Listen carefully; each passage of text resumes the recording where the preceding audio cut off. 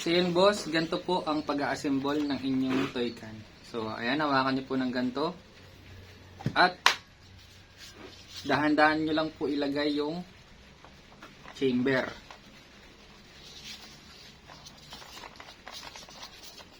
Dahan-dahan lang po.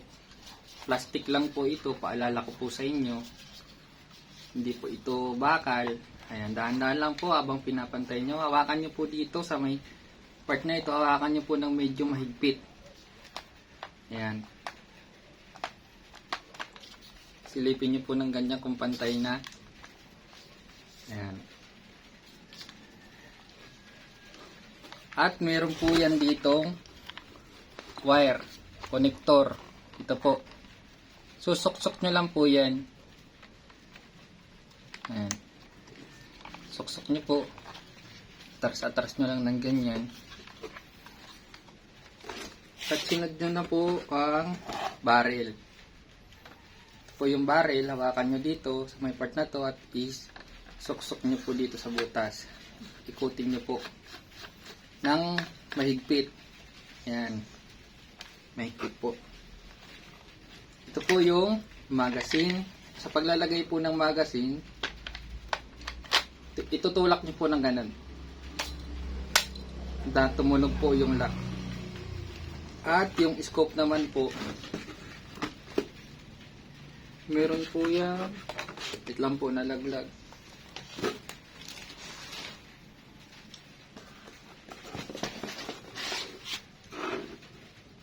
Meron po yung tornilyo.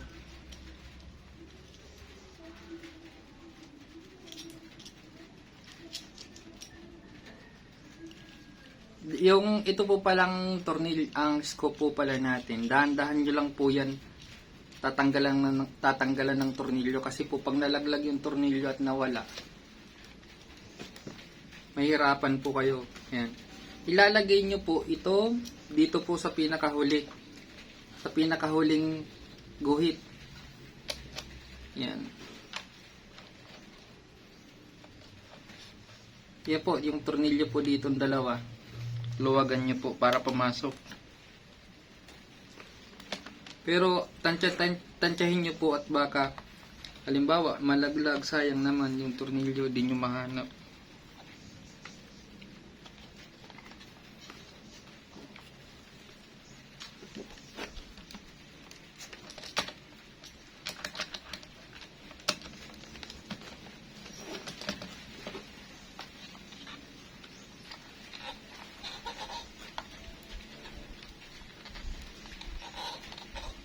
Ayan. Tapos, ikitan nyo po. Kung sakali pong tagilid lang yung tama, baka po dito lang sa scope, nyo na lang po dito, i-adjust nyo na lang, pihitin nyo na lang dito ng konti para hindi na po kayo magpihit dito sa taas. Kasi po may tendency po kasi na magalaw-galaw pa itong scope na to. Kasi plastic lang po to eh.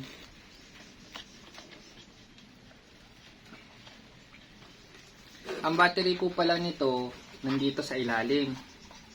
May pindutan po dito. Ayan. Yan po yung battery. May pindutan po yan.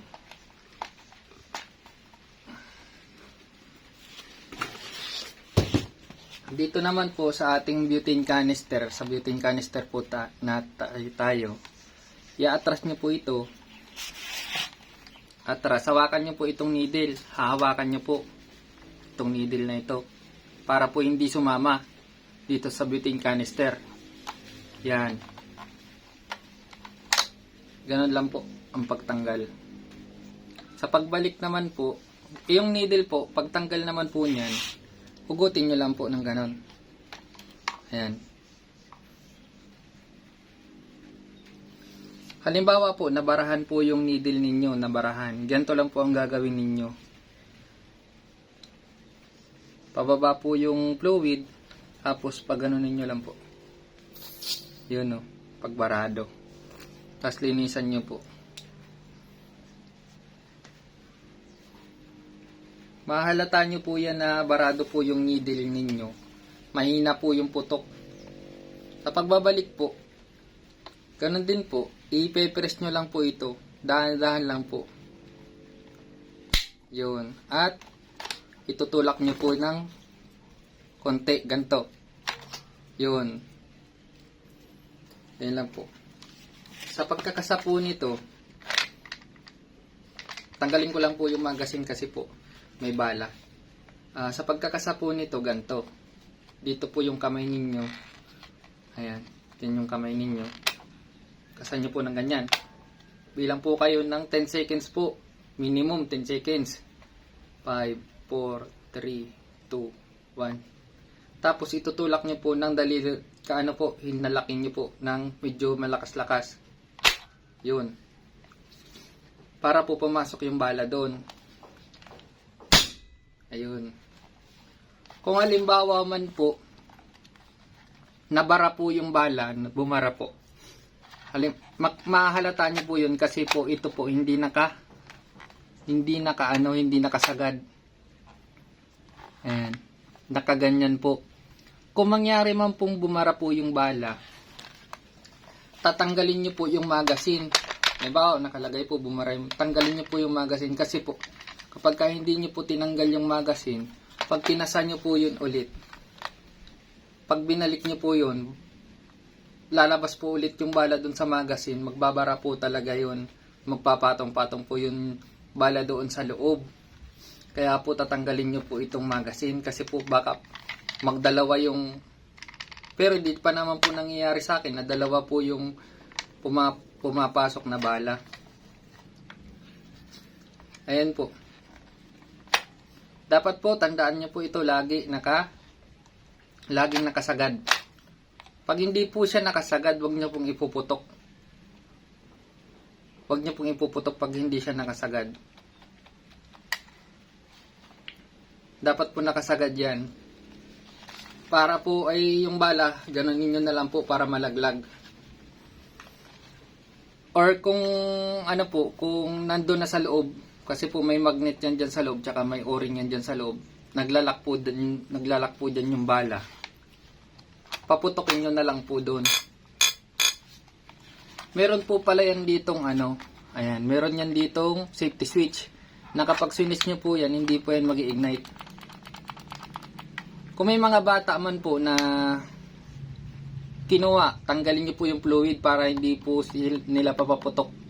Itago nyo po itong fluid para po hindi nila mapaputok at magamit sa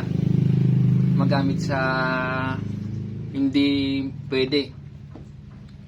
Ayan po. Dito po pala sa scoop, ito pong scoop pala natin, meron po itong ilaw, kaso hindi ko po nalagay. Pag pinihit nyo po dito, may pupula, may red, may green po na ilaw yan. Dito po yung lagayan ng battery, yung pupiso para umikot po ito. Ayan. Kaya kahit kamay na lang po, dito po nilalagay yung battery. Kayo na lang po maglagay. Ito po, up and down, binubuksan po yan para ma-adjust nyo po yung up and down. Ang taas po nito, ito po yung up and down. Pinipihit po yan. May nakasulat po yan dyan, up. Ibig sabihin po nun up, tataas din po yung cross dito.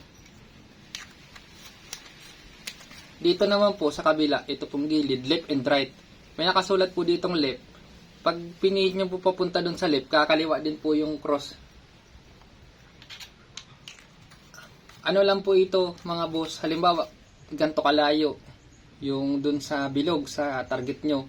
Maraming click po yun. Siguro mga 30 click o 20 click. Kasi po, paunti-unti lang po ito. Gating-ting lang po ang na-adjust sa isang click. Parang ting-ting lang. Mag-zero po kayo.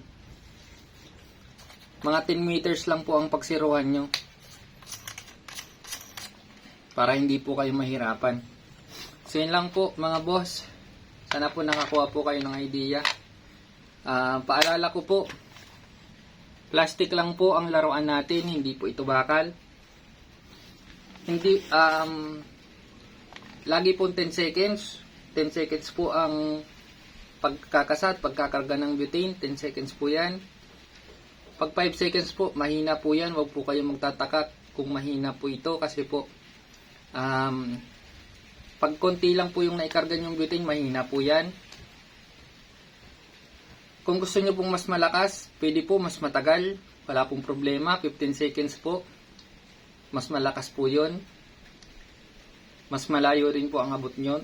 Ito po mga 20 to 30 meters lang po talaga ito. Malapit lang po ito. Kasi po, maikli lang po ang kanyang chamber. Ayan.